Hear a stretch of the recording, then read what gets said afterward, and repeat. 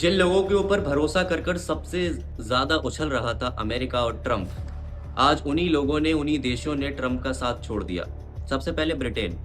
बहुत ज़रूरी अपडेट दे रहा हूँ, वीडियो को आखिर तक ज़रूर देख लेना।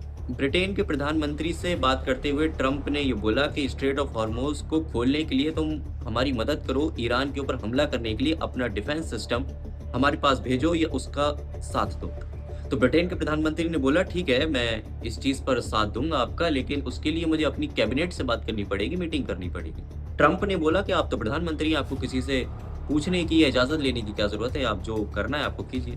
बात खत्म हुई और ये बात आकर ट्रंप ने ऑन मीडिया बोल दी। ट्रंप ने ये बात कही कि ब्रिटेन के प्रधानमंत्री एक डरपोक हैं, उनकी इज़्ज़त इतनी भी नहीं कि वो प्रधानमंत्री होने के बाद एक इतना बड़ा फैसला खुद से ले सकें।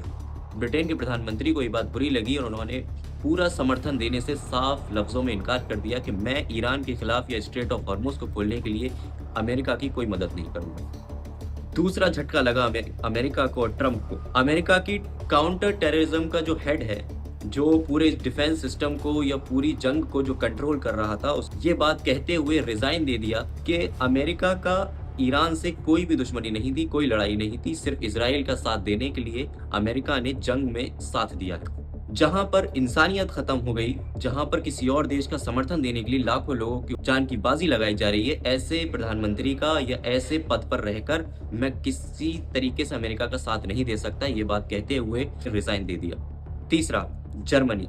जर्मनी ने कभी भी हिस्ट्री में अमेरिका का साथ नहीं छोड़ा, हमेशा जर्मनी अमेरिका के साथ रहा।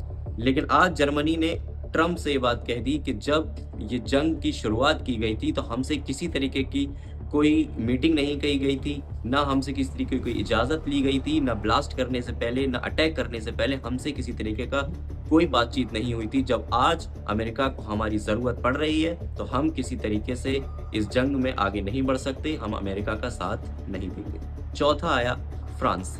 फ्रांस के प्रेसिडेंट ने ये बात बोली, ये जंग हमारी नहीं, हमको न ईरान से कोई दुश्मनी है, न इज़राइल से कोई दुश्मनी है और ना उन देशों से दुश्मनी है जिनकी ईरान से समर्थन है। सीधे-सीधे लफ्ज़ों में फ्रांस ने भी अमेरिका का साथ देने से मना कर दिया। उसने भी वही बात कही कि जब जंग शुरू हुई थी, तब अमेरिका ने किसी से कोई इजाज़त नहीं ली थी, किसी का कोई समर्थन नहीं माँगा था, लेकिन जब आज अमेरिका कमज़ोर पड़ रहा है, जब आज वो सीज़फायर की बात कर रहा है, आज जब उसके हालात ख़राब हैं, तो आज वो हम लोगों से इजाज़त इसलिए माँग रहा है क्योंकि वो कमज़ोर पड़ रहा है। जब जंग शुरू हुई थी, आज अगर अमेरिका जीत रहा होता या वो ईरान के ऊपर हावी पड़ रहा होता, तो हमें कोई उम्मीद नहीं है कि अमेरिका हमसे किसी तरीके की कोई हेल्प माँगता। लेकिन आज बुरे वक़्त में वो हमारी हेल्प माँग रहा है, तो हम इस तरीके से किसी भी तरीके की कोई हम स्ट्रेट ऑफ हॉर्मुज़ को खोलने की या ईरान के ऊपर दबाव बनाने की अमेरिका की कोई मदद नहीं करेंगे। इस तरीके से आज अमेरिका बीच रास्ते में अटक गया है। उसके पास कोई रास्ता नहीं बचा, जिन लोगों से उसको उम्मीद थी, जिन देशों से उसको उम्मीद थी, उन लोगों ने साथ छोड़ दिया है। वो सीज़फायर की